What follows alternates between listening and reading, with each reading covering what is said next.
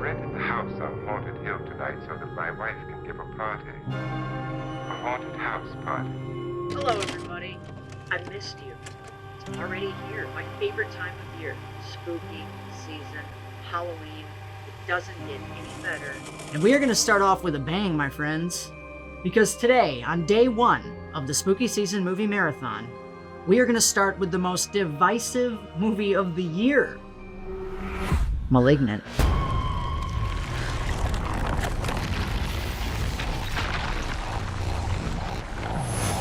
Malignant is the newest original creation from director James Wan, who we all know from being the mastermind behind the Conjureverse or Conjuringverse. I don't know.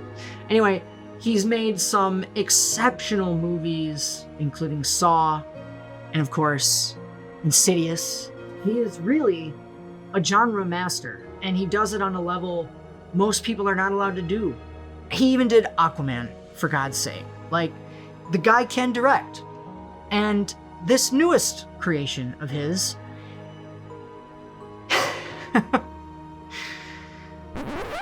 is insane.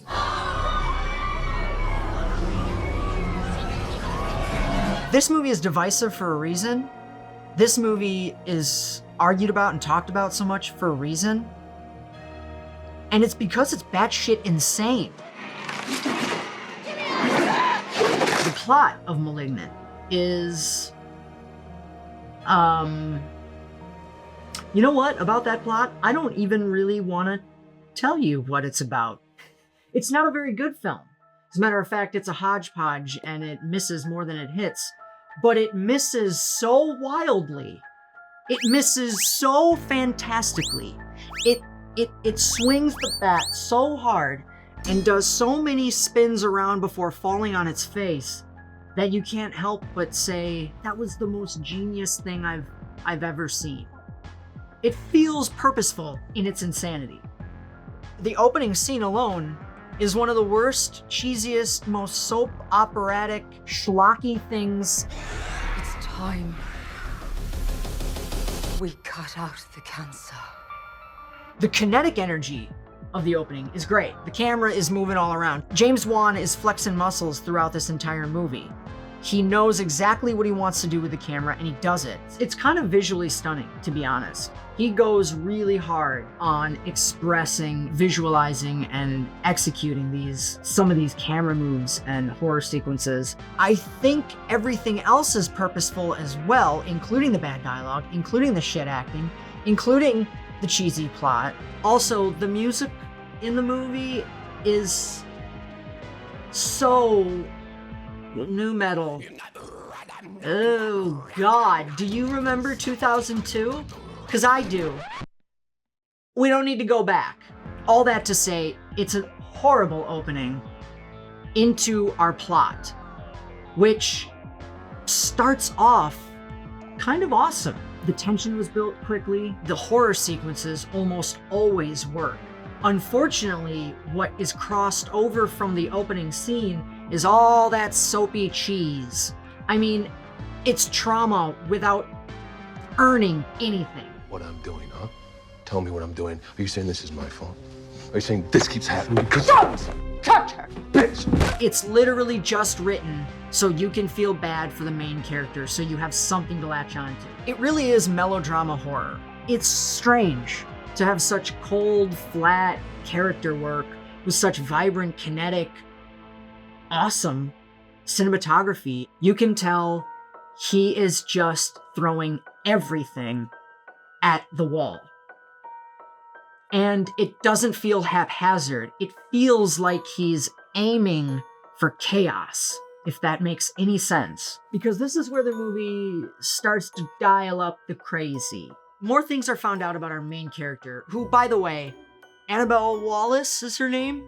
This movie is not doing her any favors. She's the only actress working her butt off to make this feel somewhat real. But the script is doing her no favors, and at the end of the day, everybody's kind of bad, and that's the script's fault. It's not necessarily the actor's fault. So I want to make sure to let you know I've said the acting is terrible, and that doesn't change. But Annabelle Wallis God love her, she gives her best attempt at trying to keep up with this crazy shit. In the first act, the subtlety of the setup of this villainous character is great.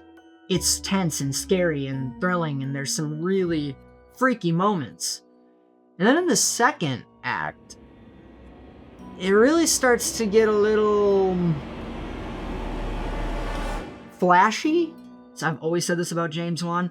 He sometimes goes too far into action mode when it comes to his horror. It gets so loud, so obnoxious, things are flying around, people are hitting walls, smashing, exploding.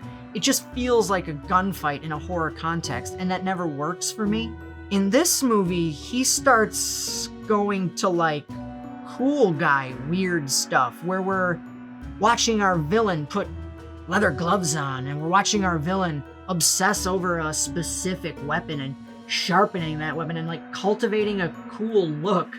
It's so weird. Then our third act comes into play. And this is where we really get weird, where the ball really drops on what the hell we are actually watching. And this is also when the movie gets so confusing that you either think it is the worst piece of trash ever, or you understand it for, I believe, what it actually is. How do I describe this? Okay, you know what? Fuck it. Here's how I'm gonna describe it.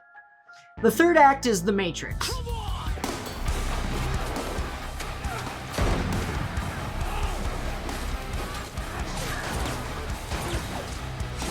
I don't know how we got to where we mixed Basket Case with Argento with The Matrix, but that is where we are, and that is exactly what happens. Your jaw hits the floor. You have no idea what you are witnessing.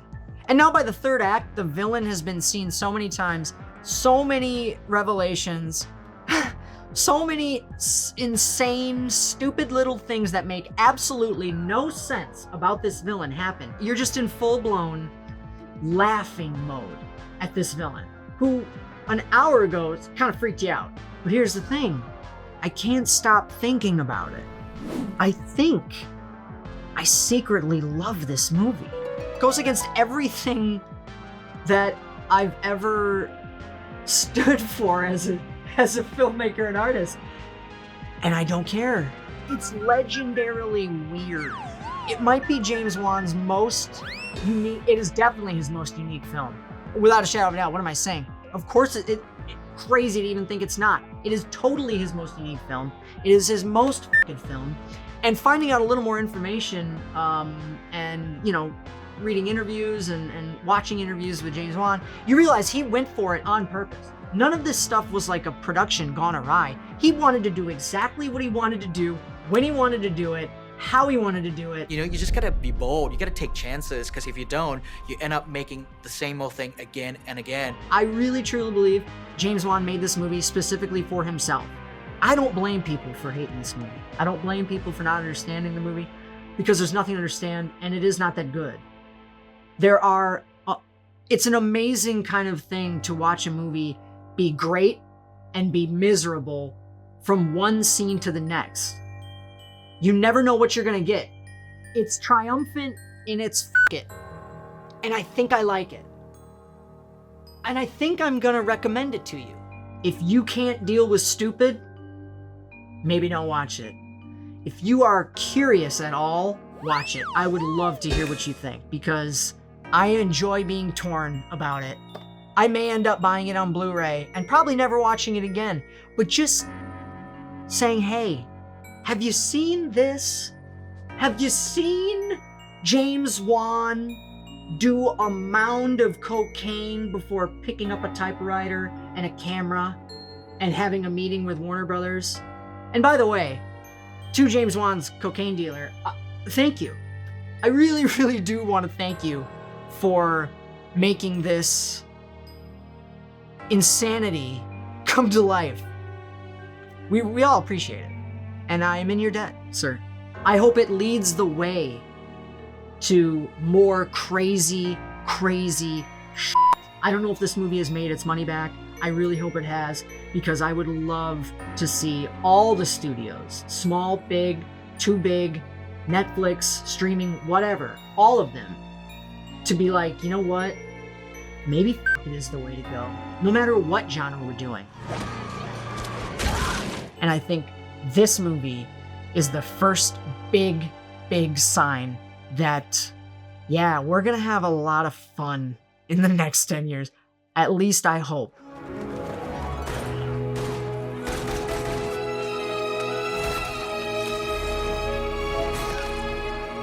If anybody you know is on the fence about seeing Malignant, share this video to them. I want to know what they think. I want to know if my can't choose a side review makes them morbidly curious to check this batshit insanity out. At the very least, you're going to see the craziest movie of 2021. So thank me later.